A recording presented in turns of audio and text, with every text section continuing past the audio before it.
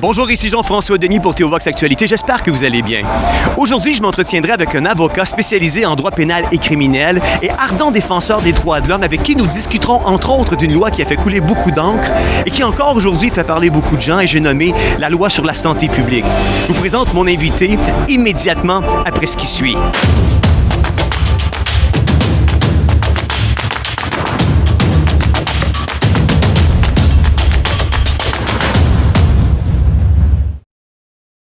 J'ai l'honneur et le privilège d'accueillir aujourd'hui à notre émission Maître Jean Dury. Jean Dury, bonjour. Bonjour Jean-François.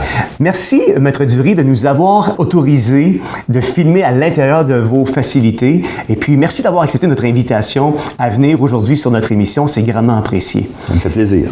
Maître Dury, vous avez été un avocat criminaliste en pratique privée depuis près de 40 ans et vous avez aussi défendu des causes à des intérêts collectifs et sociaux. Je vous ai découvert personnellement pour la première fois alors que j'écoutais une vidéo de 2009 où vous aviez été invité à l'émission de Jean-Luc Mongrain. À cette émission-là, vous aviez été interpellé notamment pour débattre sur le vaccin dans le cadre d'une pandémie de la H1N1. Comment s'est fait la rencontre pour que vous puissiez aller à l'émission de Mongrain? Bien, je connaissais déjà Jean-Luc au Collège Notre-Dame quand j'étais jeune, et puis on se l'est rappelé d'ailleurs. Et j'avais fait des émissions auparavant avec Jean-Luc Mongrain. J'ai une bonne relation avec M. Mongrain, avec Jean-Luc, je l'appelais Jean-Luc. Alors, il savait que j'étais militant contre la vaccination à l'époque et que les droits individuels qui étaient bafoués par l'obligation de subir le vaccin m'interpellaient. Alors, il m'a appelé et il m'a demandé est-ce que ça me tentait de faire une émission. Je lui ai dit oui. Évidemment, il a été surpris, pauvre Jean-Luc, quand il m'a demandé si j'étais d'accord avec le vaccin, puis j'ai été obligé de lui dire. Et ce que je dirais de toute façon publiquement aujourd'hui, c'est que je ne prends pas position publiquement comme avocat, je ne prends pas position à savoir si vous devez recevoir ou pas recevoir le vaccin. Je ne suis pas médecin, ce n'est pas mon domaine. Personnellement, il sait que ça me touche de représenter du monde qui ne veulent pas subir le vaccin. Ça, c'est pas pareil. Alors, quand j'ai des clients qui viennent me voir ou qui m'appellent, puis que, par exemple, dans les écoles, on les accepte pas parce qu'ils n'ont pas leur carnet de vaccination, c'est des dossiers qui m'intéressent. Ça, oui. Maître Dury, si vous permettez, juste avant d'aller plus loin dans notre entrevue, question de mettre nos auditeurs à l'affût de cette entrevue-là que vous aviez eue en 2009 avec M. Mongrain. J'aimerais qu'on en diffuse peut-être juste quelques extraits. Maître Dury, bonjour. Bonjour, M. Mongrain. Jean Dury, vous savez, en partant, vous êtes l'organisateur ou un des organisateurs ou sensible de cette Non, je ne suis pas organisateur. manifestation-là? Je suis toujours sensible quand ça touche les libertés individuelles. Oui, effectivement. Peut-être c'est pour ça qu'on m'a appelé. Vous favorisez le libre choix à tout le moins. Vous ne voulez pas qu'un gouvernement, qu'un État, quel qu'il soit, force une vaccination obligatoire généralisée. Et ma position est très ferme, elle est très sérieuse et elle doit être analysée. Et je m'explique. La loi sur la santé publique, décrétée en 2001, décembre 2001, suite au problème qu'on a connu aux États-Unis le 11 septembre 2001, la loi décrète que le ministre, à son article 118, le gouvernement peut déclarer un état d'urgence sanitaire dans toute ou partie du territoire. Il peut déclarer un état d'urgence sanitaire et à l'article 123, au cours de l'état d'urgence sanitaire, malgré toute disposition contraire, c'est-à-dire le Code civil, le gouvernement ou le ministre, s'il a habilité, peut, sans délai et sans formalité, pour protéger la santé de la population, ordonner la vaccination obligatoire. Voici le problème. Si jamais le gouvernement décrète, ou le ministre ou le gouvernement décrète une telle état d'urgence, il va y avoir une réticence absolument jamais vue au Québec. Jamais vous aurez vu autant de désobéissance civile. Ça n'a même pas, on ne réalise pas à quel point il va y avoir obstruction à cette loi-là. Et ça, il faut y songer. Lorsque vous regardez ou lorsque vous voyez ces extraits-là de l'émission dans laquelle vous étiez invité à échanger avec M. Mongrain, ça vous rappelle des souvenirs, évidemment. Est-ce que vous avez l'impression qu'aujourd'hui, 11 ans plus tard, on vit en quelque sorte le jour de la marmotte parce qu'on vit encore une pandémie, on vit encore la crise où on veut tenter de mettre le vaccin obligatoire, on vit encore tout ça aujourd'hui, mais au lieu de s'appeler H1N1, ça s'appelle le coronavirus. Ma question pour vous, Maître Dury, est-ce que le débat est le même légalement ou il a quelque peu évolué depuis 2009? Bien, c'est un copier-coller. La même loi s'applique À l'époque, de mémoire, c'était pas encore une pandémie, c'était une épidémie. Mais là, je vous dis ça sous réserve, là, ça fait trop longtemps. Mais définitivement, quand j'ai réécouté après 11 ans, je ne l'avais pas réécouté depuis 11 ans, je me suis aperçu, coudonc, c'est exactement ce qu'on vit aujourd'hui. Il n'y a pas grande différence avec ce que je dis aujourd'hui. On parlait dernièrement de désobéissance civile, et puis les avocats, évidemment, ne peuvent pas suggérer la désobéissance civile. Je ne la suggère pas, mais je dis qu'au Québec, on la vit à tous les jours depuis 50 ans, en ce qui touche, par exemple, les médecines alternatives. Les thérapeutes alternatifs du Québec, actuellement, pratiquent la désobéissance civile, et ça fait l'affaire du gouvernement. Parce que si on n'avait pas ça, les hôpitaux seraient remplis. Puis le gouvernement le sait très bien. Or, tous ceux qui pratiquent cette médecine, techniquement, ils font un traitement ou un diagnostic qui va à l'encontre de la loi médicale du Québec. Alors, ils pratiquent la désobéissance civile. Alors, moi, ce que j'avais dit, et je le redis encore aujourd'hui, si on impose le vaccin, il va y avoir de la désobéissance civile. Pour moi, c'est clair. Et il va y avoir révolte. Il y a trop de monde qui ne veulent pas le vaccin. Mais vous savez, Maître Dury, dans l'extrait d'entrevue qu'on vient d'entendre, vous parliez puis vous évoquiez à l'époque la loi sur les mesures sanitaires d'urgence ou la loi sur la santé publique. Une loi qui est assez controversée, soit dit en passant. Quelles sont les particularités, entre autres, de cette loi-là? Écoutez, la loi sur la santé publique donne des pouvoirs gigantesques, énormes au gouvernement, qu'on ne retrouve pas en droit criminel, on ne retrouve pas ailleurs.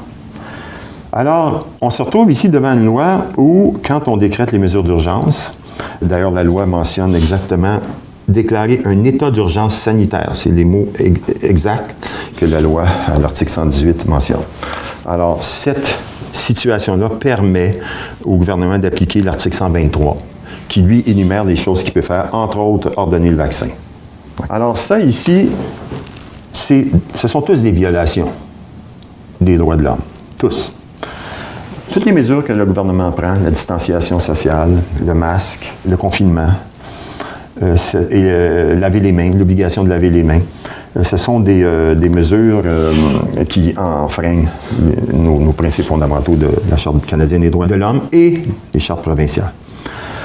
Alors, il est bien certain que la population se soulève parce qu'on nous empêche de faire des choses pratiques tous les jours à cause du COVID. Quand on regarde les chiffres, Maître Dury, population mondiale de 7,637 milliards, taux de mortalité 0,008. Population canadienne de 37 000, pratiquement 600 millions, 0,02 de taux de mortalité. Population québécoise de 8,485 millions, taux de mortalité 0,07 Est-ce que c'est vraiment justifié d'avoir décrété l'état d'urgence sanitaire à travers le monde, au Canada et au Québec, quand les statistiques sont quelque peu inférieures à la grippe saisonnière? Ce qui circule relativement à votre question, évidemment, moi, je ne suis pas habilité à répondre, mais ce qui circule, ce que j'entends. Puis quand je vous dis que je ne suis pas habilité à répondre, c'est parce que moi, je suis avocat de la défense, et je représente des clients qui me disent que ce que vous dites, et j'écoute ce que vous dites. Vous représentez présentement dans notre population beaucoup de monde qui disent ça. L'Organisation mondiale de la santé avait décrété que c'était une épidémie et que la journée que Bill Gates a donné 50 millions, le lendemain, ça a été déclaré une pandémie. Ça circule beaucoup. Alors, si c'est vrai, il est bien certain qu'on doit se poser la question, qu'est-ce qu'une pandémie? Or, ce débat-là va se faire dans le futur. Parce que l'OMS qui déclare que c'est une pandémie, en vertu de quel principe? On a beau essayer de le définir, mais c'est très subjectif. Maintenant, ce qui circule beaucoup présentement sur le web, c'est que l'Organisation mondiale de la santé n'est pas élue. C'est un organisme apolitique. Là, on va être obligé de rentrer dans un autre sujet, mais je veux l'aborder, la globalisation. Ce qu'en anglais, on appelle le New World Order. Il faut aborder cette question. Gouvernement, définitivement, vous allez vers un gouvernement mondial. On ne peut plus arrêter ça. Quand on avait George H. Bush qui disait « The New World Order is coming », puis vous ne pouvez pas l'éviter. Quand vous avez Sarkozy en Europe qui disait, puis Pourquoi? À cause de l'agenda 21 qui a été signé en 1992 au sommet de la Terre de Rio par 186 pays. C'était pour combattre en partant la pollution. Ça, c'était le début.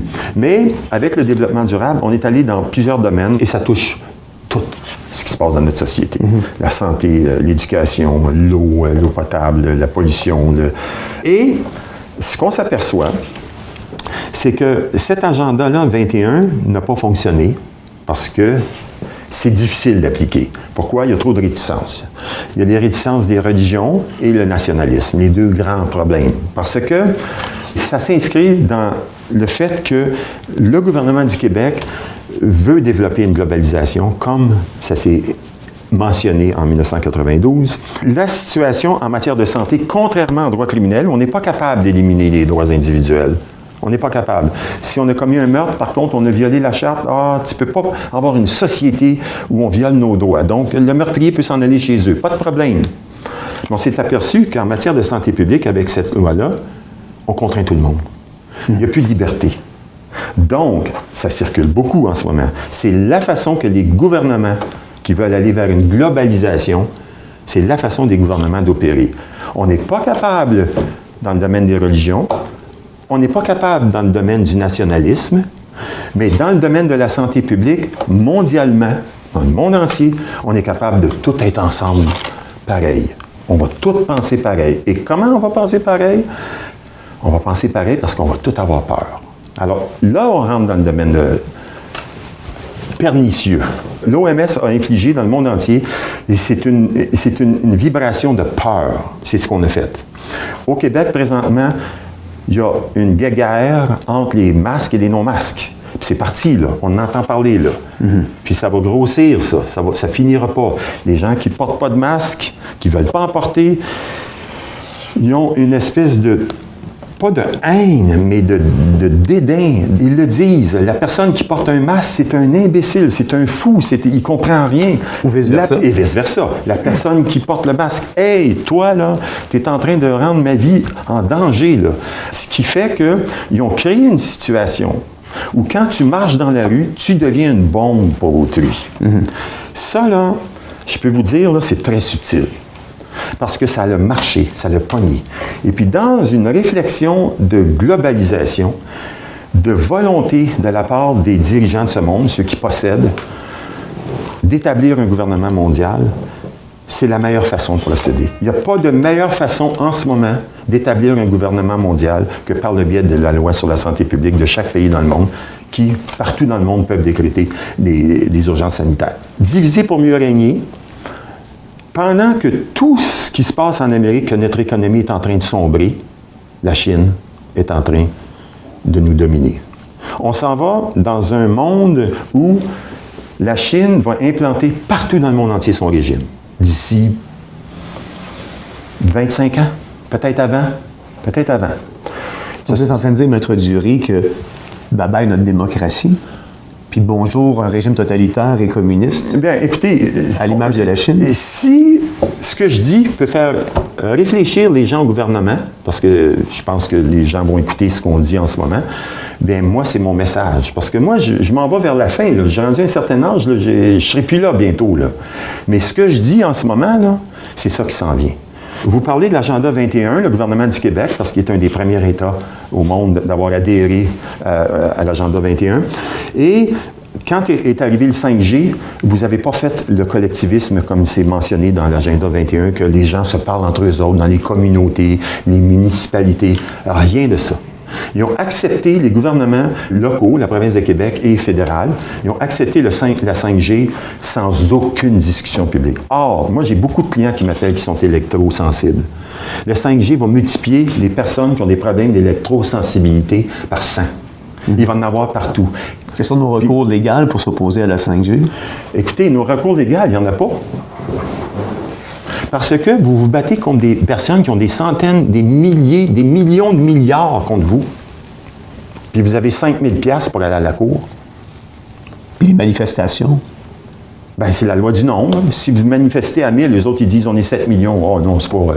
C'est pas significatif. Bon, c'est pas significatif. Là. On sait comment ils fonctionnent. Là. Alors, c'est pour ça que je vous dis que aujourd'hui, ce que font les gouvernements, OK? On le sait. Il y a 25... Moi, je dis quand on le sait, c'est le peuple, le monde. Il y a 25 ans, ils ne savaient pas. Il y a 50 ans, ils ne savaient pas. Aujourd'hui, tout se sait. Et ce que je vous dis là, c'est pas moi qui l'invente. C'est le monde qui me le dit. C'est sur le net, c'est des clients, on le voit partout. Mais eux, ce qu'ils disent au gouvernement, « Ah non, c'est des conspirationnistes, ils sont minoritaires. » C'est complètement faux. C'est vraiment, vraiment pas comprendre ou pas vouloir comprendre la vie actuelle sur Terre, ce qu'on est en train de vivre. Les réseaux sociaux, c'est le peuple qui s'exprime. Ouais. Avant qu'on avait ça, une personne ne pouvait pas s'exprimer. C'était le journaliste avec son éditorial qui s'exprimait. Ouais. Maintenant, le peuple s'exprime. On est en train de la perdre, cette liberté d'expression-là? On a démontré qu'actuellement, les réseaux sociaux, c'est à peu près 50 % de l'info et puis des journalistes, 50 %. Alors, que vont faire les gouvernements? Ils veulent commencer à faire de la censure. Ils veulent commencer à faire de la censure. Parce que le monde se réveille. Le monde est tanné de vivre des situations où il y a 7 à 8 000, ou je pense que c'est 6 000 personnes, enfants qui meurent de faim chaque jour, puis qu'on parle du COVID parce qu'il y a eu 130 000 morts à date. Quand on réalise avec les nombres que je vous ai donnés, 0,07 % de taux de mortalité au Québec, 0,02 % au Canada, puis 0,008 % à travers le monde. Les gens, ils ont cru à cette pandémie-là sur le COVID. On a tué une économie à travers la planète, on a tué une économie locale, on a tué une économie provinciale sous, justement, la loi sur la santé publique. Puis aujourd'hui, malgré que les nombres ne sont pas significatifs, il y a toute une population, il y a toute une société qui croit que c'était légitime de tuer l'économie, légitime d'arrêter ce qu'on a arrêté par rapport à cette pandémie-là qui est à peu près non existante.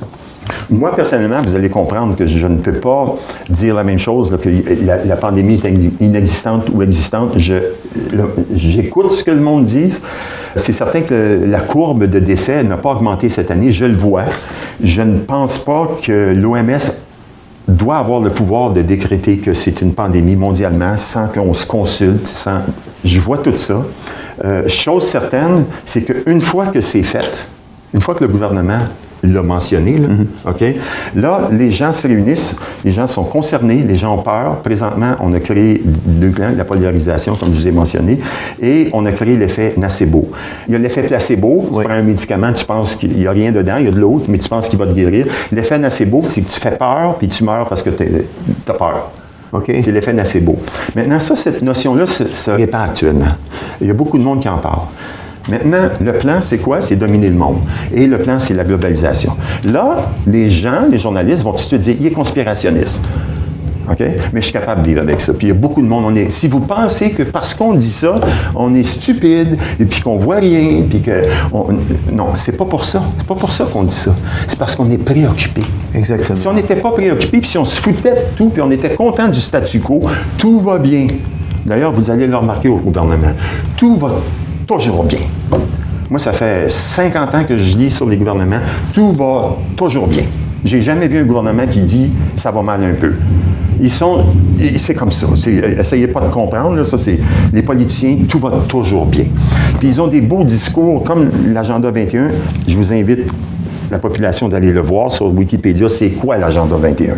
Vous allez lire, puis vous allez voir. C'est beau, ça se peut pas. C'est un beau modèle. C'est comme une nouvelle religion. Tout va bien aller. Il n'y aura plus de faim dans le monde. Tout le monde va avoir de l'eau, tu sais. Sauf que c'est Monsanto qui va nous mettre notre nourriture sur la table.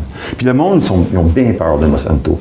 Et puis c'est les vaccins de Bill Gates qui vont nous injecter. Le monde, en ce moment, sur les vaccins, c'est inimaginable des recherches qui sont faites pour démontrer ce qu'ils mettent dedans. Vous, Maître Dury, vous êtes un ardent défenseur des droits et libertés de l'homme. D'après vous, parce que cette question-là, j'aimerais avoir une réponse claire, parce que je sais que la population se pose la question. Est-ce que le Canada, est-ce que le Québec serait en droit d'exiger le vaccin obligatoire pour toute sa population? Ben oui. Ben oui. C'est le plan globaliste. Ils sont en droit. Sauf que, comme je dis, je l'avais dit en 2009, il va y avoir de la désobéissance civile. On a vu dans le Journal de Montréal la semaine dernière qu'ils veulent mettre une puce qui fait en sorte que si on approche notre cellulaire, on va voir si tu es vacciné oui ou non. Ça, c'était dans le Journal de Montréal la semaine dernière. Parce qu'elle va loin, la loi, là. Pour contrecarrer le fait que les gens vont tricher. Tu sais, mon enfant a son vaccin. Puis ça, c'est clair que l'humain étant ce qu'il est, les parents qui ne veulent pas que leurs enfants soient vaccinés sont prêts à tout. Puis... Alors, si ils obligent le vaccin, c'est une révolution. Parce qu'encore, là, je regardais ici un article qui a paru dernièrement qui mentionnait, Geneviève Guilbeault, qui mentionnait que le masque sera obligatoire pour un bon bout de temps. Puis dans cet article-là, il mentionne que le masque va être obligatoire jusqu'à temps que le vaccin sorte. Ça, c'est paru dernièrement. Puis ici, ça disait que le Canada va être prêt à donner 2 doses de vaccin à la population. Et puis, ils ont commandé, on est à peu près, je disais, 37 millions d'habitants au Canada. Ils ont commandé 75 millions. Donc, ils ont un plan. Ils ont un intérêt d'exiger le vaccin et d'emmener le vaccin à être obligatoire pour la population entière. Et ça va loin, l'article sur la santé publique, parce que ça mentionne que si tu veux pas, de mémoire, vous me corrigerez, on peut aller chez vous puis te faire accompagner pour être certain que tu reçois le vaccin, là. Absolument. Et ça crée une révolution sociale. Parce qu'il va y avoir 30 peut-être % de la population qui n'en veut pas à la vie à la mort. Aux États-Unis, c'est énorme, les gens qui ne veulent pas de vaccin. Légalement, les gens qui ne le veulent pas, c'est quoi leur recours lorsque la loi sur la santé publique est appliquée? Et je ne peux pas prévoir ce qui va arriver. Ce que je peux dire, c'est que les gens ne se laisseront pas vacciner. Ça, je veux dire, il va se passer de quoi? Je ne peux pas prédire parce que, comme je vous dis, il y a des gens qui sont tellement contre. C'est une invasion dans ta vie. Là. C'est injecter quelque chose que pour plusieurs, c'est du poison. Pour plusieurs. Je ne parle pas là, en tant que moi, j'en dirais avocat, je parle en tant que j'entends ça partout. Les gens ont très, très peur. Alors là, on parle de la puce, la nanométrie, on va modifier notre ADN, la Chine s'en vient, tout le monde va être pucé. Puis, écoutez, c'est partout sur le net. On s'en va dans une société où c'est la technocratie qui nous dirige. C'est même plus... L'argent se sert de la technologie. C'est la technologie qui va nous diriger. Ils sont rendus tellement loin. À chaque jour sur le net, à chaque jour, vous avez un nouveau docteur qui sort, une nouvelle personne, un lanceur d'alerte qui dit des choses, puis là, ça circule beaucoup, puis un nouveau, puis ça n'arrête pas. Pourquoi? Parce qu'il y en a qui parlent. Il arrive à un certain moment donné, ils ne sont plus capables de se taire. Parce qu'ils sont obligés de dire ce qui se passe. Alors, ça circule beaucoup, puis les gens lisent ça, puis ça n'a pas de bon sens, là. Ça n'a aucun bon sens. Alors, mon discours, une chose est importante, c'est le respect de celui qui veut être vacciné par rapport à celui qui veut être vacciné, le respect de celui qui ne veut pas être vacciné. Ça, entre les deux, comme le masque. Le respect de celui qui veut le masque. Puis ça, moi, je trouve ça épouvantable. C'est très mauvais. Il faut qu'il y ait des discussions. Est-ce que le masque ne viendrait pas porter atteinte à mes droits et libertés? Vous savez, l'argument qui circule, Maître Duré, puis c'est un argument qui me jette en bas de ma chaise à chaque fois que je l'entends. Il y a plein de gens qui me le disent à chaque fois, puis ça me met hors de moi. Jean-François, tu mets ta ceinture de sécurité, maintenant c'est rendu obligatoire parce que tu as perdu tes droits et libertés. Maintenant, tu fais du vélo, ça prend un casque, ça brime tes droits et libertés. Alors, prends ta pilule. Puis le masque, c'est la même chose. Le masque, pour moi, c'est différent parce qu'il vient cacher mon identité. Il vient cacher qui je suis. Est-ce qu'il y a quelque chose dans la loi qu'on peut utiliser pour justement justifier le fait que nous ne voulons pas porter de masque? Quand il va y avoir des décès causés par le masque, quand il va y avoir, par exemple, au Québec, une épidémie, une pandémie qui va être 10 fois plus grande qu'un autre État qui n'a pas de masque, peut-être que le monde va commencer à dire, écoutez, vous nous avez rendus malades avec le masque. Puis ça peut arriver, ça. Définitivement, ça peut arriver. Parce que c'est pas logique de respirer pendant 8 heures de temps ton CO2 à journée longue. Ce n'est pas logique, c'est pas humain. Personne dans l'histoire de l'humanité, ça n'existe pas. On a donné l'obligation de dénoncer. Ça, ici, là, c'est une coche encore plus haut. Ça, quand je parle des régimes totalitaires chinois, Corée, et les régimes totalitaires du 20e siècle qu'on a connus au début du siècle, de l'autre siècle avant, là, bien, c'est la façon de travailler, c'est la dénonciation. Les régimes totalitaires fonctionnent comme ça. Ici, qu'est-ce qu'on est en train de faire? On dit à un exploitant, qui d'ailleurs, dans la loi, n'est même pas obligé de porter un masque, incohérence totale avec cette dernière loi, mise en vigueur le 18 juillet, l'exploitant n'est même pas obligé de porter un masque. Montrer l'incohérence du gouvernement quand il a fait cette loi-là. Vous parlez de l'exploitant, donc vous parlez du propriétaire, par exemple, du magasin. Celui qui sert, là, tu es à la caisse, tu le sers, lui, il n'est même pas obligé de porter un masque. La loi ne le dit pas. La loi ne le mentionne pas. C'est une coquille. C'est une coquille. Je veux dire, écoutez, ils ont fait ça. Mais là, ils vont le changer le 1er août. Le 1er août, ils disent que tout le monde va être obligé de porter un masque. Mais pendant 2 semaines, ils ont fait une loi où l'exploitant, c'est pas écrit dedans, l'exploitant doit s'assurer qu'à l'entrée, le public ait son masque. Mais nulle part dans cet article-là, c'est écrit que l'exploitant doit avoir un masque. En tout cas, maintenant, l'exploitant, lui, appelle la police. Pourquoi? Au début, les gouvernements disaient « Oh, on ne le dit pas » parce qu'ils savaient que le monde n'aime pas ça, nous obliger de... Mais la semaine dernière, nos gouvernements, ils l'ont dit publiquement « Appelez la police ». Là, c'est rendu là. Appelez-la la police. Là. Alors, les exploitants, maintenant, s'ils ne veulent pas recevoir une amende allant jusqu'à 6 000 $, sont obligés d'appeler la police. Ça, moi, là, défenseur des droits et libertés, je trouve que c'est ce qu'il y a de plus dangereux qu'est-ce qu'on vit en ce moment. Pourquoi? Parce que c'est le début de la délation. Non seulement on va avoir de la délation dehors dans les rues quand quelqu'un ne portera pas son masque, c'est-à-dire dans un endroit public ou partout où ils le disent, il va y avoir de la délation. Tout de suite, le téléphone 911, on va appeler la police. Mais ça va être comme ça, en ce moment, c'est comme ça pour les exploitants. Mais là, c'est l'entrée. Ça peut s'étendre par rapport à celui qui veut aller à l'église le dimanche matin. Ça peut s'étendre. On est en train de vivre le phénomène de délation qu'on a vécu dans un régime totalitaire du 20e siècle. Incroyable. C'est exactement ce qu'on est en train. Puis qui vienne me dire le contraire? Si on a permis ça ici, imaginez dans 1 an. Imaginez dans 2 ans. On mettra du en 3 mois, on a perdu. Parce que le monde va s'habituer. Même chose avec les jeunes. Distanciation sociale avec les jeunes. On habitue les jeunes au régime chinois. On habitue les jeunes à la docilité. C'est toute pensée. Selon beaucoup sur le web. Beaucoup de monde dit ça. C'est toute pensée. Ils sont en train de nous préparer pour un gouvernement mondial où on est complètement à la merci des autres à travers leur technologie ou faire des implants dans la tête. Ils vont nous... Ça, les implants dans la tête, c'est parti, ça. J'invente rien, là. Pour améliorer notre mémoire ou pour... écoutez, là, quand tu entends ça, tu te dis, êtes-vous sérieux? Avec le 5G qui s'en vient, que les gouvernements appuient partout, amenez-en du 5G, il va y avoir 50 à 60 000 antennes à Montréal. Ouais, c'est ça. 60 000 à Montréal. Il va en avoir une au coin ici, puis il va en avoir une juste un petit peu plus loin, là. OK? Puis, 100 mètres. Puis 100 mètres. Et puis moi, mon téléphone cellulaire est un relais. Ouais. Puis tous nos appareils vont être des relais. Puis déjà, le 4G, il disait que ça peut causer le cancer. Une de mes questions, c'est... Qu'est-ce que vous pensez? Parce que présentement, il y a plein d'entreprises en informatique qui travaillent sur des logiciels, des applications sur les cellulaires de traçabilité. Ah bon, ouais, c'est sûr. Déjà, c'est déjà en place, on le sait. Oui, c'est sûr. Mais là, je parle de l'application au niveau de la COVID. Ouais. Vous êtes avocat. Ça fait plus de 40 ans ou près de 40 ans que vous exercez le droit. Je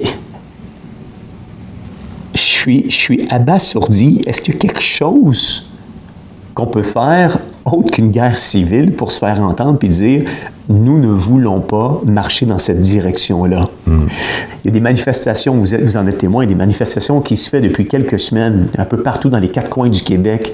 Est-ce qu'on a des recours autres que des manifestations? Sinon, est-ce que les manifestations sont assez pour se faire entendre, pour qu'il puisse se passer quelque chose? D'emblée, vous avez mentionné s'il faut une guerre civile. Moi, je prétends que, évidemment, les guerres civiles... Je suis pacifique, soit dit en passant. Non, on est tous là. On est tous pour la vertu, là. Mais les guerres civiles, c'est fini. Il n'y a plus de guerre civile à cause de l'armement que les gouvernements ont en leur possession. C'est rendu impossible et c'est une bonne chose parce qu'on n'en veut pas de guerre. Le peuple québécois a toujours rejeté les guerres. Hein. C'est connu, la Première Guerre mondiale, Deuxième Guerre, la conscription. On n'aimait pas ça au Québec. On n'aime pas la guerre. On aime la paix. Alors, c'est pas une guerre civile. Moi, ce que je pense, c'est une guerre spirituelle. Ce qu'on est en train de vivre, c'est une guerre spirituelle. C'est les dirigeants de ce monde qui font ce qu'ils veulent depuis 10 000 ans.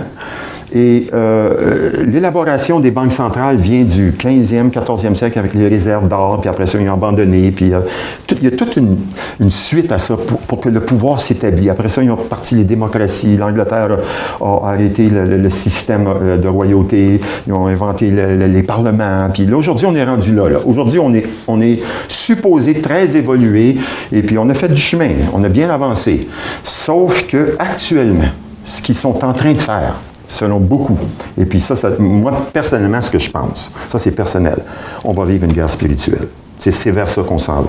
Que l'humanité ne se laissera pas abattre parce que l'humanité a besoin de spiritualité. Et les gens qui sont au pouvoir ont aucune émotion. Je ne parle pas de spiritualité, je parle d'émotion. Quand le gouvernement va vouloir nous dominer, il va y avoir tellement d'obstructions, et c'est pour ça que je vous parle de révolution sociale, spirituelle. Ça fonctionne. Ils ne seront pas capables. Moi, je suis positif à cet égard. Je ne suis pas négatif, parce que l'obscurité ne l'emportera jamais sur la lumière. Jamais. L'humain n'est pas fait pour devenir comme ils sont en train d'essayer de nous faire, des implants dans la tête, et puis nous faire des petits robots qui suivent à la lettre ce qu'ils veulent. C'est pas fait pour ça, l'humain. Et puis aujourd'hui, on glisse dans un système où on abandonne complètement pour la domination matérielle. C'est ce qu'on vit actuellement. Et ça passera pas. C'est mon opinion. Ils ne seront pas capables. On parle de droits et libertés, on parle de la loi sur les mesures sanitaires. Vous ne serez pas sans savoir qu'il y avait un projet de loi qui a été proposé et puis qu'on a reporté au mois de septembre, qui était le projet de loi 61. On parle de régime totalitaire de plus en plus, on parle de perte de notre démocratie, on parle de perte de droits et libertés que nous avons. Vous pensez quoi de ce projet de loi 61-là? Bien, j'écoute le monde parce que je ne l'ai pas analysé profondément, ou j'ai vu comme beaucoup de monde, et j'écoute. Puis, chose certaine, ce que le monde a le plus peur, c'est de passer à côté de la commission Charbonneau. Ça, on l'entend partout. C'est-à-dire qu'on donne des contrats, puis il n'y a plus de BAP, il n'y a plus d'études sur l'environnement. Il y a comme 200 contrats alloués immédiatement. Et les nouveaux contrats, on va prendre 1 heure pour les analyser. Alors, ça ressemble à du favoritisme. Beaucoup de monde dit ça. Maintenant, aussi, tu as l'expropriation. C'est-à-dire que, tu sais, toi, tu as une maison, tu habites sur le bord d'une rivière ou tu habites quelque part, puis va-t'en, là, toi. Tu n'es pas important, là, tu sais. Nous autres, on est important. On veut créer de l'emploi, puis on veut... Alors, un recul, tu sais. Autrement dit, ce que les gens n'aiment pas, c'est qu'on n'écoute plus le peuple. Quand tu analyses, là, c'est ça le gros reproche. On n'écoute plus le peuple. Puis les gouvernements qui nous font en croire qu'ils sont là pour nous aider, on n'écoute plus. C'est un gros problème actuellement aux États-Unis, en Europe. Et eux autres, les journalistes, ils nous font croire que le peuple, il est très intéressé. Le peuple est plus intéressé par le gouvernement. Tu vois ça partout dans les réseaux sociaux. On n'est plus capable. Alors, comment ça se fait que personne ne parle de ça dans les médias officiels? On dirait dans les médias officiels que tout va bien, puis que seule une petite minorité critique. Moi, je me lève et je dis, c'est pas vrai, médias. Allumez, arrêtez de penser comme ça. Ouvrez-vous les œillères. Là, on va rentrer dans la censure médiatique. Vous savez, Catherine Dorion, quand elle avait parlé à M. Pellado, puis ça sort partout, là, elle lui avait dit, « Hey, monsieur, je travaillais pour vous, puis quand j'ai critiqué, on m'a mis dehors. » Elle a démontré que tu ne peux pas critiquer. Quand tu es journaliste, tu ne peux pas parler contre la 5G. Tu es dehors. Or, là, on vient au système monétaire. Tu as 2000 piastres qui rentrent chaque semaine, chaque jeudi dans ton compte. Tu n'as besoin du 2000. Tu fermes ta gueule. Pourquoi? Parce que tout le monde est en rang. Avec le système monétaire. On nous a embrigadés depuis 1913 aux États-Unis, puis au Canada avec notre banque centrale, avec le système monétaire actuel.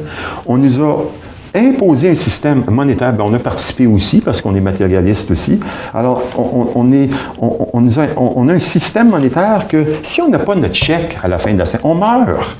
Alors, le monde, ils sont obligés de suivre. C'est pour ça qu'il n'y a pas un seul médecin dans la province de Québec qui va parler une seule fraction de seconde contre n'importe quoi. Collège des médecins après lui tout de suite. Jamais un médecin va parler. Il n'y aura personne au gouvernement qui va oser mettre en doute, même s'il pense le contraire. Pourquoi? Il perd sa job. Il perd son chèque de paye. Alors, vous êtes tous on the payroll. Vous êtes tout le monde qui sont dans... On vit dans un monde comme ça. L'argent a acheté l'esprit du monde. Aujourd'hui, les peuples sont tannés. C'est ça qu'on vit actuellement. Ils n'en peuvent plus de ce système. Laissez-nous vivre notre vie spirituelle. Mais ça n'existe plus. On ne parle que d'économie, on ne parle que... Puis quand on vient à parler de ça, on passe par « Ah bon, tu reviens à la religion, tu reviens... » On est rendu loin, là. On est rendu à minuit moins une, là. L'humanité, là, présentement, là, c'est minuit moins une, là.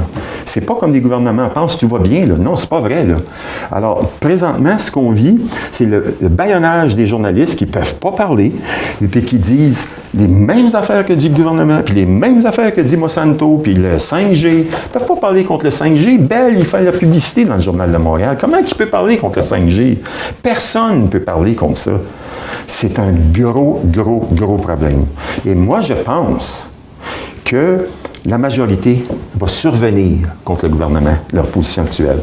Il faut être patient, mais je pense que la majorité du monde vont se réveiller. Donc, continuer à faire des manifestations. Les manifestations, c'est juste la loi du nombre, mais quand on parle que si on arrive dans une population à 50 % et plus, là, parce que c'est la loi de la démocratie, 50 % et 1,1 et plus, quand on va arriver là, le gouvernement va être obligé d'écouter. Là. Comme l'histoire du masque, de prochaine élection, le gouvernement, là, si le monde commence à dire « Hey, gouvernement, si tu es en train de ruiner notre santé parce que tu nous imposes le masque, là, où est-ce qu'ils vont aller ces élections, M. Legault, en 2022? Qu'est-ce que le monde va écrire dans leur... Ils vont aller pour celui qui va être... écoutez, selon le monde, vous êtes en train de nous empêcher de respirer, mais eux, ils fonctionnent par le nombre parce qu'ils calculent tout le temps. Ils disent « Ah oui, allez à SAC, tout le monde est d'accord. » Ben oui, tout le monde est d'accord. S'ils ne sont pas d'accord, ils sont dehors. Dans les hôpitaux, tout le monde est d'accord. Ben c'est ceux qui sont d'accord dans les hôpitaux. Perds ta job tout de suite. L'infirmière qui est contre ça perd sa job tout de suite. C'est partout comme ça. Les 350 000 fonctionnaires au Québec, ils ne peuvent pas aller à la job le matin et dire « J'aime pas le masque. » Puis cette loi-là, la loi sur la santé publique, nous empêche de s'exprimer ou nous empêche de revendiquer quelconques droits et libertés que nous avions. On peut les revendiquer. On peut les revendiquer. Ça, j'ai pas de problème là. On peut aller en cours, mais je vous le dis, c'est la loi du nombre. Puis là, les médias disent toujours « Ah, quelques récalcitrants. » C'est ça qui est dit des médias. C'est ça qu'on voit. Là. Les médias, c'est le porte-parole, c'est le haut-parleur des gouvernements. Ils ne parlent jamais des vraies affaires. Les vraies affaires, c'est quoi? La création du papier dollar. Quand est-ce que depuis que je suis au monde, j'ai vu un article d'un journal qui parle de ça? Jamais. C'est la base de toute notre vie. Le fait qu'ils créent de l'argent qui n'existe pas, puis que tu vas emprunter, ils ne l'ont pas du tout. Là. Puis ils te le prêtent à intérêt. Quand est-ce que le monde va commencer à réfléchir que cette situation-là est d'une fraude gigantesque? Fraude pourquoi? Cause préjudice à tout notre monde, et puis l'argent n'existe pas. Il nous faut en croire qu'elle existe quand tu nous la prêtes. C'est une fraude. Est-ce que d'aller en cours, est-ce que de faire des arrestations citoyennes, est-ce que c'est des choses qui sont gages de se faire entendre auprès du gouvernement? Non. Moi, je suis pacifiste. Je suis de la lignée de Gandhi. Je suis contre. Je suis revendiquer les droits, oui, et puis tout le restant. Les guerres humaines existent depuis des milliers d'années. C'est fini. Il faut aller à un autre niveau. Là. Ces révolutions-là physiques, ça a été fait. Il y a eu des grands changements, des grands bouleversements. Ouais. Mais au moment où on se parle, c'est fini, ça. Puis d'autant plus qu'on ne peut plus. Là. Il n'y a plus aucune... vous avez des hélicoptères, l'armée qui s'en vient. Vous avez quelqu'un qui résiste un petit peu, puis vous allez avoir 250 polices en tour. Là. Non. Il n'y a plus de possibilités, mais c'est une bonne chose dans un sens que cette énergie négative doit disparaître dans l'humanité. Ça, c'est dans un idéal d'unité humaine dont je parle. Là. Je parle d'un vrai idéal. Ouais. Mais celui qu'on nous propose en ce moment, non. C'est un antipode de ça. On continue les guerres. Là. Mais j'ai une question pour vous, Maître Dury. Est-ce que la loi sur la santé publique s'applique encore aujourd'hui? Ben oui. Donc, tant aussi longtemps que la loi sur la santé publique s'applique, on n'a pas grand revendication. C'est la loi du nombre. S'il y a 50 % du monde et plus, ou des preuves scientifiques et des gens qui meurent, parce qu'en ce moment, c'est nouveau. Il n'y a pas de test. Il n'y a pas de test sur respirer ton gaz carbonique à journée longue. On respire de l'oxygène puis on expire du CO2. Il n'y a pas de test où tu inspires du CO2 puis tu expires du CO2. C'est pas fait. Là. Alors, avec le temps, il va y avoir des statistiques qui vont dire hey, regarde donc ça, là, tous les malades ici, tu as porté le masque pendant 3 mois, malade. C'est ça qui s'en vient, là. Oui, mais je reviens parce que le cheval de bataille, il est là. On doit renouveler la loi sur la santé publique à tous les 30 jours. Il est où le parti de l'opposition? Ben, il n'y a pas d'opposition. Le monde entier vit sur la peur en ce moment, comme je vous dis. Donc, il renouvelle à 30 jours après 30 jours après 30 jours? Il prépare ça depuis longtemps qu'il prépare ça. On va les avoir par la santé publique. C'est pensé. Évidemment, on ne rentre pas dans les théories qui ont planté le virus, ça circule. Il y a du monde qui disent qu'ils ont planté le virus. Il y en a d'autres qui disent écoutez, là, ça, là, c'est comme qui a tué Kennedy. Là, tu ne seras jamais capable de savoir. Chose certaine, c'est qu'est-ce qu'on fait maintenant suite à ça. Là, on s'aperçoit que, OK, moi, c'est ça qui, personnellement, ce qui m'est arrivé. Quand j'ai vu le début de la pandémie, immédiatement dans ma tête, quand ils ont déclaré ça, je dis ça y est. ce que je lis depuis 40 ans, 35 ans que je lis, là, on commence. Parce que vous êtes un complotiste depuis 40 ans? Bien, c'est sûr. Aux yeux de n'importe qui, je suis un complotiste parce que je ne crois pas au gouvernement de la façon qu'il fonctionne. Parce que j'ai jamais accepté les disparités puis les injustices abominables dans lesquelles on vit. Des gens qui dorment dans les rues. Je ne comprends pas que l'humain n'est pas plus élevé que ça. Je ne comprends pas, ça me dépasse. Vous avez 40 ans dans le milieu du droit. Croyez-vous encore en un gouvernement et en un système de justice? Bien, écoutez, je suis obligé de dire oui. Pourquoi? Parce qu'il en faut un. C'est notre seul véhicule, sauf qu'on va le critiquer. On va le critiquer, puis si on va aller en cours, on va amener des témoignages probants qui vont démontrer qu'ils n'ont pas raison. Je ne peux pas aller ailleurs, parce que sinon, je ne propose pas du tout l'anarchie publique, pas du tout. Je comprends, Maître Dury, mais vous comprendrez que si vous allez en cours avec des experts pour pouvoir valider le point, vous me dites depuis le début de l'entrevue que c'est la loi du nombre, ces gens-là, vraisemblablement, n'ont pas la même vision des choses que le peuple. Donc, aller se battre en cours contre une énorme machine qui se laisse dicter, notamment par l'OMS, sa façon d'agir dans le cadre d'une pandémie en vue d'une globalisation, est-ce que c'est donner des coups d'épée dans l'eau? Est-ce qu'on est capable de gagner quelque chose pour le peuple? Avec des experts compétents, là, on va parler du masque, il y a des possibilités. Parce que, comme je vous dis, c'est nouveau. Puis, allez voir Russell Battery, par exemple, qui en parle aux États-Unis. Le peu qui ont fait des études, c'est... Puis pour moi, personnellement, là, je ne suis pas scientifique, mais je ne peux pas concevoir qu'on nous a mis sur Terre pour qu'on ait un masque et qu'on respire notre CO2. La nature n'est pas faite comme ça. Le peuple n'est pas dupe. Vous savez, et je pense que je vais terminer l'entrevue avec vous sur cette note-là. Positive. Positive. Ben, en fait, positive, parce que oui, je trouve ça positif. Il y a un verset dans la Bible qui dit quelque chose qui me fascine, parce que je vous ai entendu le dire à plusieurs reprises. Et puis le verset se trouve dans Éphésiens 6:12. Et ce qui me fascine, Maître Dury, je sais que vous avez une spiritualité, mais je ne veux pas trop m'étaler sur cette spiritualité-là, parce que je sais qu'on a peut-être un petit peu de divergence d'opinion sur ça, mais on s'entend sur un principe que vous avez mentionné à plusieurs reprises. Et ce principe-là, pour faire du journalisme sur le terrain, pour parler à des gens qui sont à l'extérieur des églises conventionnelles, pour parler à des gens qui se disent athées, pour parler à des gens qui n'ont pas grandi dans l'Église ou qui ont une notion très restreinte du milieu spirituel, la majorité du temps, ce que j'entends, c'est Éphésiens 6:12. Il commence à avoir un éveil. Je crois que, en terminant, l'être humain va être un être balancé, physique, spirituel et émotionnel. Et le verset que je vais vous lire, c'est Éphésiens 6:12. Ça dit « Non, ce n'est pas contre des êtres humains que nous devons lutter, mais c'est contre des forces très puissantes qui ont autorité et pouvoir. Nous devons lutter contre les puissances qui dirigent le monde de la nuit, contre les esprits mauvais qui habitent entre le ciel et la terre. » Le verset va plus loin pour ça, puis il dit, c'est pourquoi qu'on a besoin de revêtir l'armure de Dieu pour faire face à toutes ces choses-là. Et je trouve ça fascinant de voir qu'actuellement, nos églises ont tendance à demeurer silencieuses par rapport à ce qui se vit à l'extérieur. Et il y a un peuple à l'extérieur qui commence à avoir un éveil sur un combat spirituel qui est en train de prendre place. Maître Dury, merci. Ça a été fort agréable de vous avoir avec nous aujourd'hui. Ça a été enrichissant. Merci de nous avoir passé en revue cette loi-là, de nous avoir donné des pistes de réflexion. Ça a été grandement apprécié. C'est moi qui vous remercie, M. Denis.